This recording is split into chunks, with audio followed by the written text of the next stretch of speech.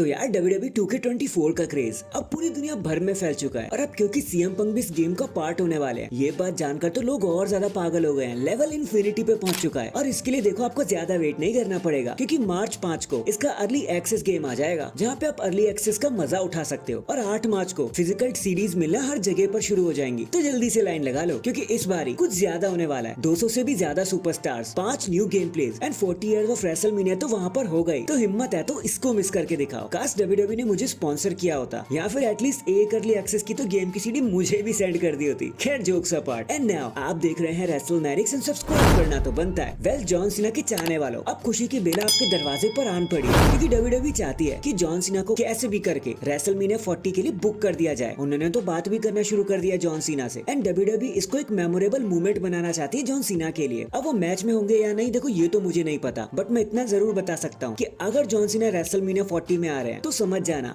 कुछ बहुत ही लेजेंडरी होने वाला है उनके लिए जो हमने पहले कभी नहीं देखा होगा। वैसे इस चीज से जॉन सीना का पीसमेकर को कनेक्ट किया जा रहा है कि वो कैरेक्टर शायद हमें रेसलमेनिया 40 में नजर आने वाला है। पहली बार इन WWE ऐसा कुछ होने को दिखाई देगा हमें। आई थिंक ये प्रमोशन का ही पार्ट होगा लेकिन फिर भी देखने में तो एकदम लेजेंडरी मजा आ जाएगा। अब देखते हैं WWE इसको कितनी देर तक पुश कर पाती है। जॉन सीना बहुत ज्यादा बिजी रहते हैं यार अपने शेड्यूल में, अगर वो मान गए तो मान गए वरना ये लेजेंडरी मोमेंट हमारे हाथ से फिर से मिस हो जाएगा जो हम तो बिल्कुल नहीं चाहते। तो हैशटैग सीना जल्दी से मान जाओ। इसके बाद अगर आपके मन में जरा भी डाउट है कि ऑर्टन वर्सेस लोगन पॉल को लेकर कोई मैच होने भी वाला है या नहीं, तो चलो मैं आपके डाउट को अभी और इसी वक्त क्लियर कर देता हूँ। तो हाल ही में जो कुछ भी हमने देखा, चाहे वो एलिमिनेशन चेंबर में लोगन पॉल का रेंडी ऑर्टन को सुपर पंच लगाना हो या फिर रेंडी ऑर्टन का आरकेओ लगाना हो लोगन पॉल को, चीजें तो इनके बीच शुरू हो ही गई है ना, वरना ये चीज होती ही क्यों। एंड अब जो स्मैकडाउन आने वाला है ये दोनों स्टार्स वहाँ पे आके अपनी राइवलरी को पुश करते हुए नजर भी आ जाएंगे। सोशल मीडिया वॉर्स तो इनके बीच में पहले से शुरू हो चुका है। इंस्टाग्राम, ट्विटर, जहाँ देखो सिर्फ इन्हीं के बारे में बात हो रही है। आपको तो पता लग ही गया होगा, बस टेलीविजन पे आने का मौका मिलना चाहिए इनको, तो वहाँ पे असली धमाल मचाएंगे तभी हमें मजा आएगा। तो मैच तो इनके बीच गारंटीड होना है यार,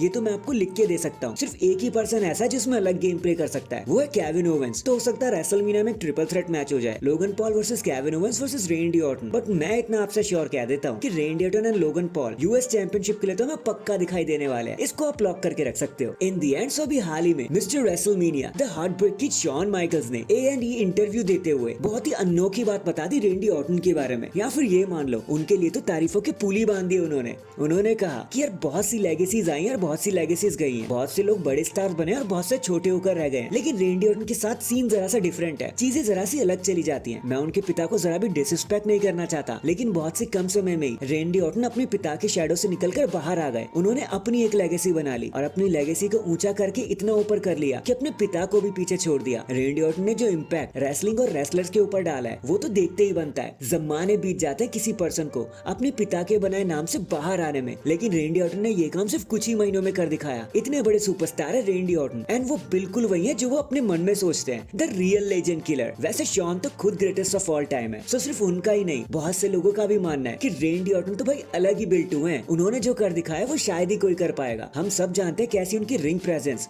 उनकी एंट्रेंस, उनके काम करने का तरीका, चाहे हील हो या फेस हो, वो अलग ही शाइन करके आते हैं। इसीलिए तो रेंडी ऑर्टन को कहा जाता है the greatest of all time. So that is it guys, अभी के लिए तो बस इतना ही। आप मुझे बताना ये जो भी बातें रेंडी ऑर्टन के लिए आपने अभी सुनी, आप इस पे कितना यकीन करते हो, कमेंट करके जरूर बताना। एंड चैनल पर नया है तो चैनल को जल्दी से लाइक एंड सब्सक्राइब कर दो। बाकी मैं मिलता हूँ आपसे किसी और अपडेट के साथ, तब तक के लिए अपना ख्याल रखें और खुश रहें।